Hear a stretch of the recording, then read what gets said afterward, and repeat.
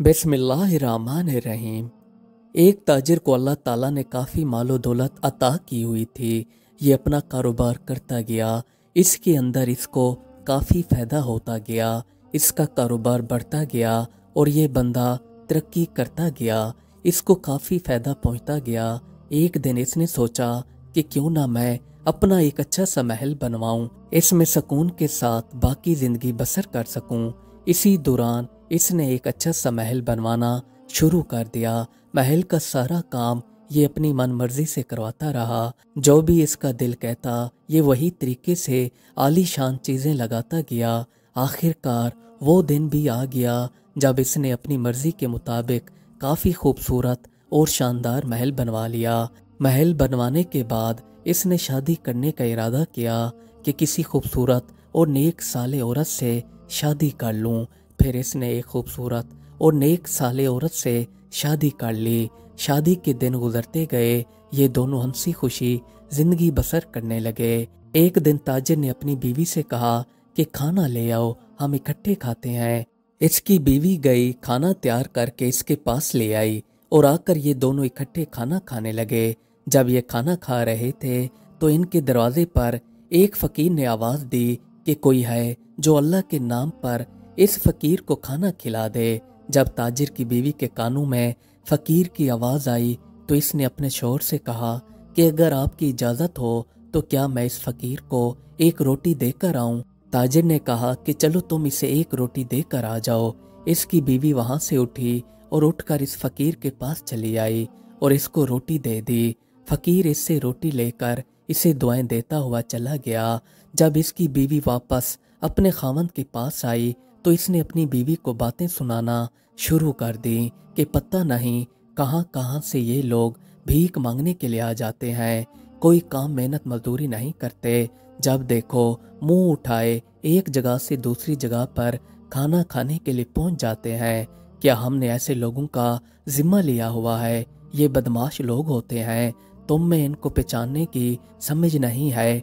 अलगर्ज इससे जितना हो सका इसने अपनी बीवी को खूब बातें सुनाई। इसकी बीवी ने कहा कि ऐ नेक बख्त, वो अल्लाह के नाम पर मांगने आया था, मैंने इसे अल्लाह के नाम पर रोटी दी है, अब इसका मामला अल्लाह ही बेहतर जानते हैं। पर इसके शौहर के अंदर तकबराना बातें और घमंड कूट कूट कर भरा हुआ था। इसे कोई फर्क महसूस नहीं हो रहा था। इससे जितना हो पाया ये अपनी बीवी को बातें सुनाता रहा। जब अल्लाह ताला किसी इंसान को देता है तो इससे चुटकी बजाने से पहले भी ले सकता है, पर यह ताजिर भूल चुका था। इसे कुछ भी समझ नहीं आ रही थी कि ये अपने घमंड में क्या बोले जा रहा है। कुछ ही दिनों में इसको कारोबार के अंदर खसारे आना शुरू हो गए। अब इसके कारोबार के अंदर नुकसान पर नुकसान आते जा रहे थे।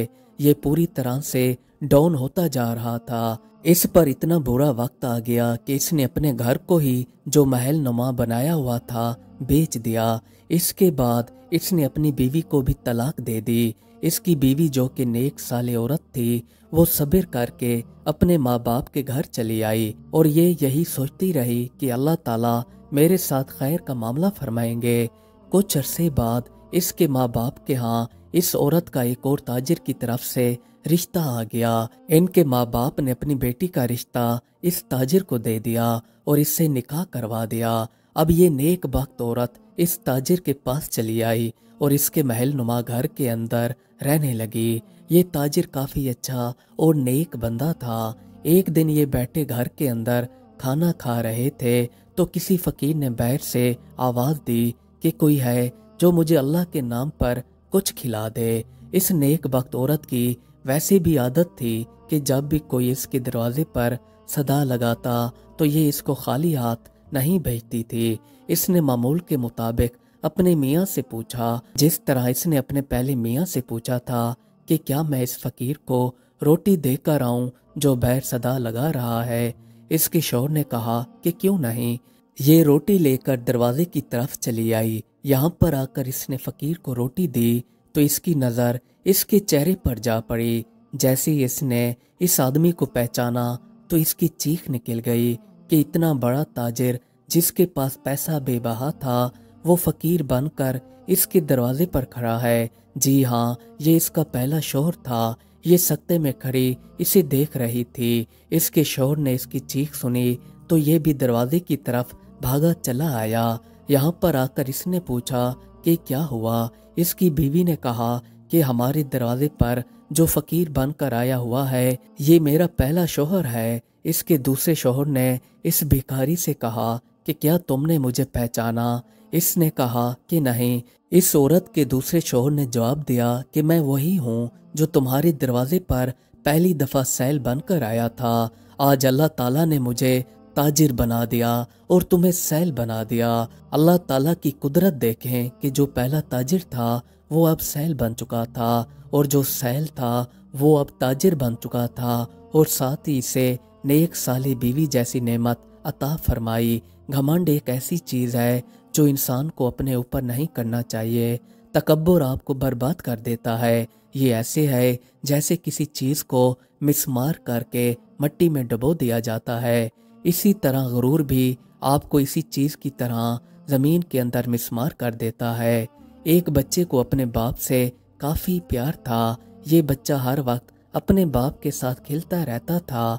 खुदा की कुदरत से ऐसी कड़नी हुई कि इसका बाप वफात पा गया। जब बेटे को पता चला कि इसका बाप इस दुनिया से जा चुका है तो ये बेहद रोने लगा। ये चीखता चिल्लाता रहा। जब इसका जनाजा उठाया गया तो ये अपने बाप के जनाजे के साथ चलता गया और साथ ही साथ ये अल्फाज कहते हुए जा रहा था कि आए अब्बा, ये लोग तुझे मट्टी के अंदर दफनाने के लिए ले जा रहे हैं।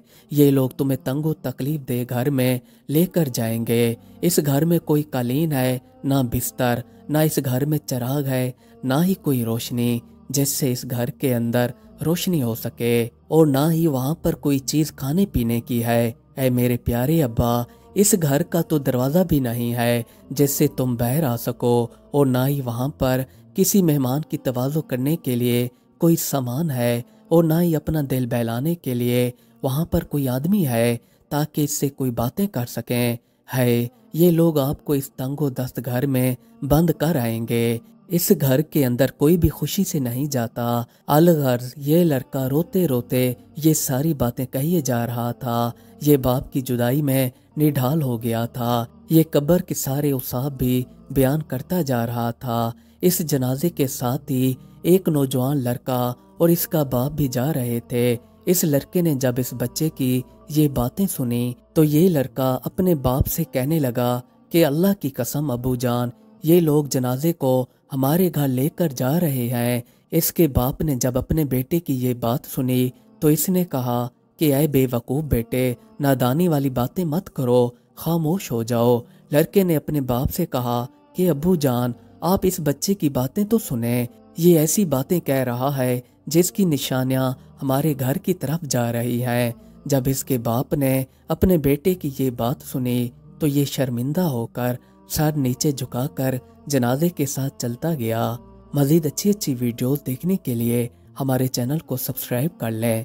शुक्रिया।